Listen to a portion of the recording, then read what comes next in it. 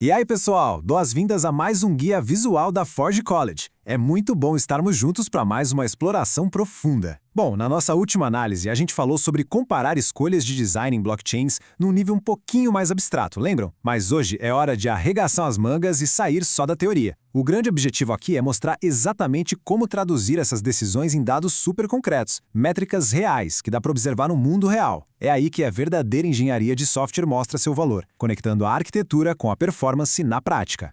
Para dar um norte para a gente, esse é o roteiro de hoje. Vamos passar da teoria aos dados reais, montar um modelo de engenharia, ver o pipeline rodando solto, dar uma olhada nos testes do mundo real e fechar tudo com uma bela tabela de comparação. Começando pela primeira parte, de teoria a dados reais. Porque, convenhamos, quando o assunto é infraestrutura Web3 de alto nível, ficar só no achismo não rola, né? Olha só o contraste aqui. Do lado esquerdo, a gente tem o mundo das anedotas e opiniões. É super comum abrir as redes sociais e dar de cara com debates gigantescos sobre qual protocolo é mais rápido, tudo baseado em sentimentos ou prints fora de contexto. Mas, do lado direito, repousa a verdadeira bússola de quem desenvolve, as métricas observáveis. Estamos falando de analisar os endpoints RPC, mergulhar fundo nos logs dos validadores e rodar benchmarks padronizados. Ficar só no debate é tipo tentar adivinhar a potência de um motor pelo barulho, em vez de colocar o carro de fato num dinamômetro. O rigor tem que ser inegociável. E isso nos leva à seção 2, o modelo de engenharia. É aqui que a gente estrutura a metodologia para conectar aquelas ideias soltas com os números. E como engenharia exige método, não tem jeito. Tem 3 passos que são absolutamente irrenunciáveis para provar que uma decisão de arquitetura tem impacto real. Primeiro, identificar o mecanismo causal, ou seja, qual engrenagem específica está causando a mudança. Segundo, selecionar o sinal mensurável. Como é que o sistema cospe essa alteração em forma de dados? E terceiro, declarar a direção esperada. A métrica tem que subir ou descer depois da implementação. É um processo científico limpo, direto, que não dá espaço para teoria sem validação. Avançando para a seção 3, o pipeline em ação. Vamos ver como essa teoria se comporta na prática.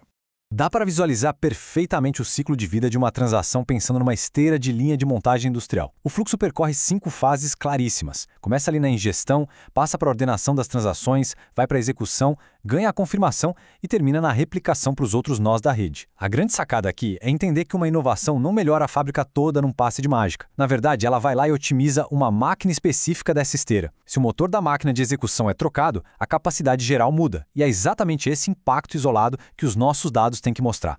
Pegando um exemplo prático bem famoso, a prova de história ou POSH. A implementação da POSH atua ali de forma quase cirúrgica no estágio de ordenação.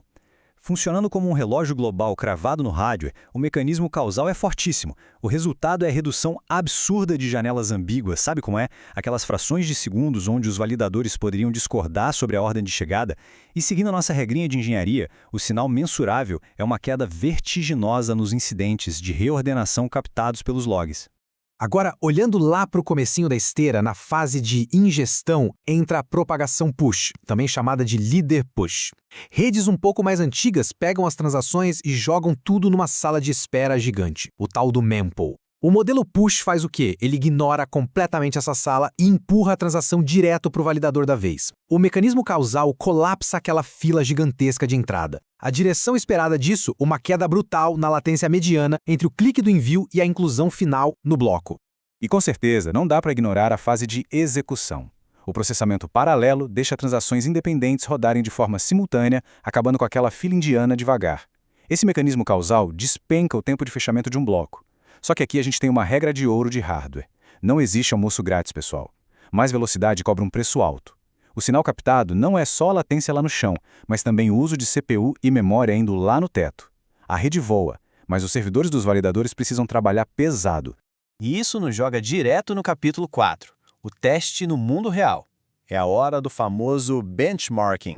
Quando a gente coloca esses sistemas para suar a camisa com cargas de dados idênticas, o contraste é quase inacreditável. O sistema A, usando aquele mempool clássico e execução serial, bate seus 3.200 TPS. Nada mal, mas olha o sistema B, operando com propagação push e processamento paralelo. Ele decola para impressionantes 18.000 TPS. É o mecanismo causal de tirar o gargalo da sala de espera que gera essa disparidade gigantesca. E se a gente focar na latência de confirmação P95, que é basicamente a experiência real de 95% da rede, os dados confirmam a história. O sistema A responde ali na casa dos 850 milissegundos. No sistema B, isso cai para míseros 120 milissegundos. Isso não é sorte, de jeito nenhum. É o resultado cristalino de arrancar aquele mempool do caminho. Os números simplesmente provam que as escolhas arquiteturais funcionam de verdade. Mas, de novo, a maturidade técnica pede para a gente não olhar só para o lado bom. Do lado esquerdo estão as vantagens que todo mundo sonha. Um TPS absurdo e latência minúscula. Agora, olha o lado direito, os trade-offs do hardware batendo na porta. O sistema B puxa quase 80% da CPU e tem uma taxa de slots pulados ali em 0,8%. Com tanta coisa rodando em paralelo e com o tempo tão curto, se o hardware de um líder engasgar, ele perde a vez. É uma balança super clara.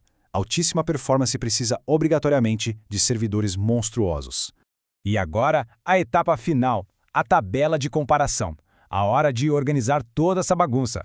Antes da gente bater o martelo no documento final, é fundamental lembrar das regrinhas da integridade científica. Ao puxar esses dados, as entradas do teste precisam ser mantidas idênticas.